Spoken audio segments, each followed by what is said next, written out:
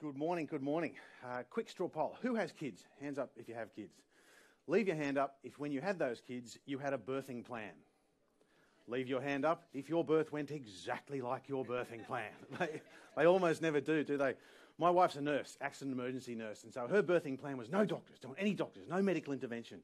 So we were booked into the midwife-led unit next to the hospital. We had the birthing pool. My wife had been doing meditation for nursing. There was dream catchers up on the walls. There was electric candles so the gas wouldn't explode. And so we turned up at the hospital. We had enough food to last 3 days, and we had enough Enya to last a week.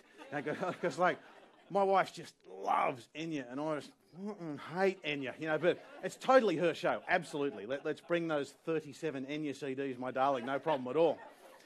And so we get along to the hospital. Within 15 minutes, sadly, undiagnosed breech baby. So the baby's the right way up instead of upside down. And so within 45 minutes of getting to the hospital, we think we're going over this way. There's a huge shift. We're going 180 degrees. We're in the operating theatre. My wife is numb from the chest down, and the surgeon's about to open her up and do an emergency Caesar. Now, I think the anaesthetist could tell that my wife was quite upset by this. So he leaned down and whispered into my wife. He said, "Mrs. Wilson, would you like me to put the radio on during the procedure? Would you like some music during the operation?" And my wife looks up at me with this angelic, earnest look in her eyes and just said, "Wouldn't it be a sign if Enya came on the radio?" This song, at this point in the song, is what came out of the stereo.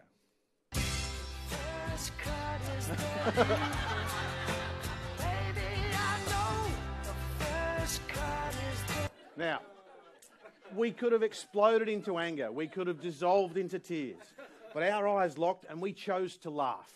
And that dispersed all the tension in the room, and we got on with this wonderful day in our lives. In that moment, we stumbled on this powerful way to stay resilient through the tough times that would be repeated again and again and again as I was doing the interviews for this What I Wish I Knew book series that I've got out there, where I asked people if you could go back and give your younger self one bit of advice, what would it be? Over the last decade, I've interviewed over 1,000 inspirational people from all around the world, like international sportsmen and women, to a Buddhist nun who works with prisoners on death row in Los Angeles, from celebrity comedians the world over to a man who survived 9/11. And when you ask that many people how to do life well, how to get to the end of your days and be sitting on a park bench, arm in arm with someone you adore, looking back on your life with a big satisfied smile instead of a heart full of regrets, there's one thought that keeps coming up again and again and again. And it's just this: lighten up. We all get so serious, don't we? Everyone I've spoken to with my book series says, if you laugh about it on your 80th birthday, start laughing about it now. And it fits in with what we all instinctively want, isn't it? You look at those dating websites out there. What's the one thing everyone says their prospective partner must have? Apparently. Everyone says GSOH, good sense of humour. That's what we all naturally gravitate towards, people who laugh and joke when other people are stressing out. And research has shown that that's because it's a very clear indicator that that person is calm, centred, has inner peace and strong psychological well-being. So the idea that I think is worth sharing with you guys today is that we should take a more deliberate approach to developing a good sense of humour.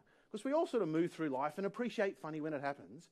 But if you look at the benefits to your resilience, like your business, your love life, your health and your happiness, we should all consciously try to create more funny in our lives. If you want to get to that park bench and be happy with how you've spent your time here, we all should take funny seriously. But I know, this is a TED Talk. There's no point me throwing some anecdotal evidence at you or even running through what my research has shown. I know I need to show you the scientists. And there they are. Look at that. Oh, look at them. They're working away.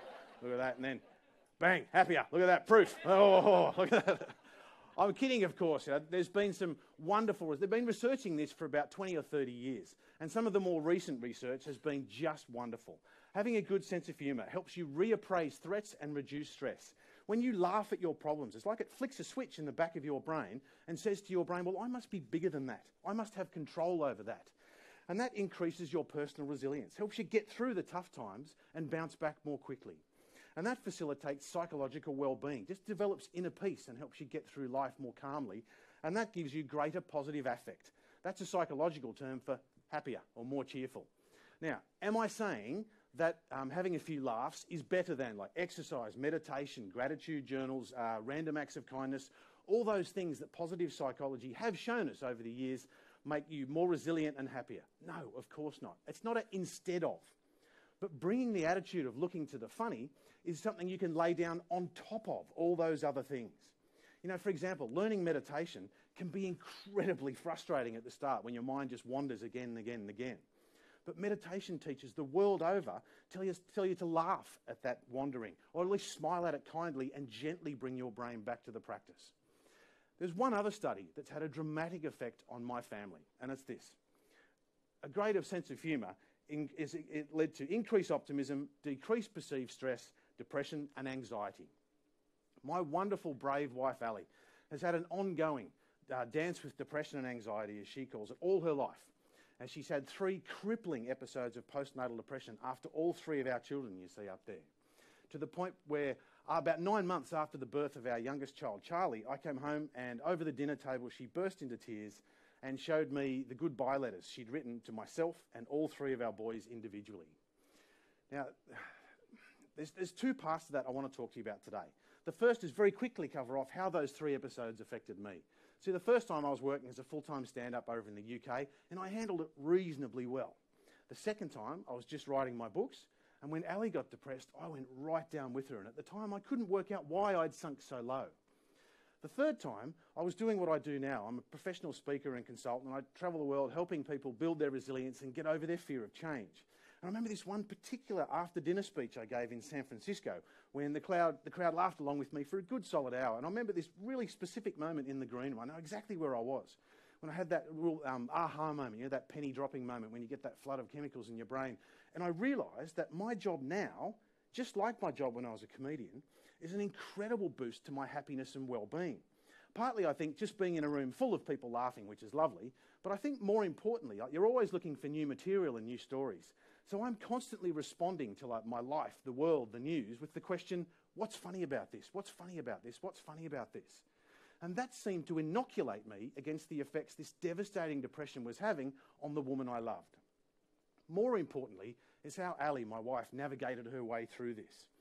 Now, the night that she showed me the letters, obviously there was some really brutal and heartbreaking conversations and a lot of tears. And eventually I just said, well, look, is there any way I can help? And Ali went really quiet for a little minute and just said, you know, we don't laugh anymore. And we used to be the couple who would go to comedy clubs and watch funny movies, funny TV, and you know, laugh when things went terribly wrong in the operating theatre. But we'd stopped. We'd stopped deliberately scheduling funny into our lives. And so we started again. We started going to live comedy, recording shows on like QI and Graham Norton from the UK and Saturday Night Live and Whose Line Is It Anyway from the US. Started asking friends and family, like, tell us funny stories. What's going on in your life? Now, every day, every night over the dinner table, we ask our kids, what made you laugh today? Now, am I saying that a few thigh-slapping chuckles cured Ali's depression? No, of course not. She's done some work with an amazing psychologist. She was on medication for a while. You know, exercise, meditation, sunshine, making sleep a greater priority has had a massive help as well. But the fact remains, Ali truly turned a corner when we started to take funny seriously. But please don't think that this stuff only works in times when you need extreme resilience. It works even better for the day-to-day stuff. As someone who travels the world helping businesses build their people's resilience, I notice again and again and again one of the greatest stressors that people have in modern life, particularly at work, is the increasingly accelerating pace of change. But I say, and the thing I get people to look at, and indeed laugh at, is that whining about change shows a deeply profound misunderstanding of what life is really like. Who wants to be alive? Hands up if you'd like to be alive. People at home, ask yourself, do you want life? Then you have to accept this. This is the Oxford English Dictionary definition of the word life. The condition that distinguishes animals and plants from inorganic matter, including the capacity for growth, reproduction, functional activity, and continual change preceding death. Continual change till the day you die. Continual change. Like, life is absolutely full of moments where you think you're going over there and all of a sudden you're over there, just like my wife had with the birth of our firstborn child. The best way to see how your brain is handling that, who gets into a bit of road rage? Be honest. Being in your car is the best metaphor for what life is really like, because you have total control over this tiny little box just around you and nothing else. And those people you're shouting at can't hear you, and don't care about your opinion anyway. This friend of mine used to go absolutely mad for the road rage, absolutely crazy for it. And until he discovered this one anger technique, and I'll talk you guys through it today because it's all about using humour to disperse all the tension. If you're getting stressed in the car, you can go nuts. You can abuse whoever you want, but you have to do it using old Broadway show tunes. And he demonstrated for me about 3 months ago. We're driving along middle of Sydney, for those who know it, Pitt Street, for those who know it. And this guy in a Jeep Grand Cherokee cut us off. You know, those like typical inner city, buys the Jeep Grand Cherokee so they can successfully navigate those treacherous leafy avenues of suburban Mossman. Oh, love it, love it, love it. Simply murderous pothole in Lower Pumpernickel Mews. I'm guessing by the quiet there's a few in today. Anyway, I thought this friend of mine was going to go nuts, but he's just calmly got out of the car, looked across at me and just said, West Side Story. And he's gone up the guy in the Jeep, I swear, middle of Sydney, middle of the city, middle of the day, like this, just gone.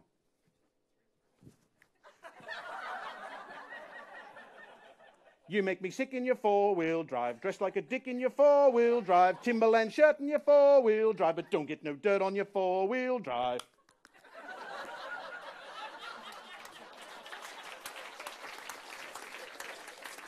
Now, I thought to myself, I can do that. Because the guy got out of the car, they both had a big laugh, shook hands, and all the tension was dispersed. I thought, I've got to try that. So I was practicing at home. About 2 weeks later, driving a little boring man's Prius that I've got here, and this guy in another Jeep jammed the brakes on right in front of me. I thought, this mate of mine thought I was going to go absolutely nuts, but I'd been rehearsing. I just calmly got out of the car, looked across at him and just said, Sound of Music. And I start walking up this guy in the Jeep, just going, bastards in Bentleys and Leases in Lincolns, biffing and barging right in without thinking, driving like dickheads and cutting in front, just like old Jeep drivers you are. A huge Tongan who just beat the crap out of me. Everyone I've spoken to for my book series says, look, if you want to get to this point, if you want to get to the point where you're looking back on your life happy and satisfied, you have to remember that time flies past. In the blink of an eye, we go from this to this. And so getting caught up. So stop trying to control that cascade of change that comes towards you all the time. Instead, control what goes on in here and what goes on in here. I love this quote. You cannot calm the storm, so stop trying. What you can do is calm yourself. The storm will pass. And I believe the best, and certainly the most enjoyable in the moment, way to do that is humour. But if you don't believe me, trust Viktor Frankl. Viktor Frankl was the psychologist who survived the Nazi concentration camps in World War II.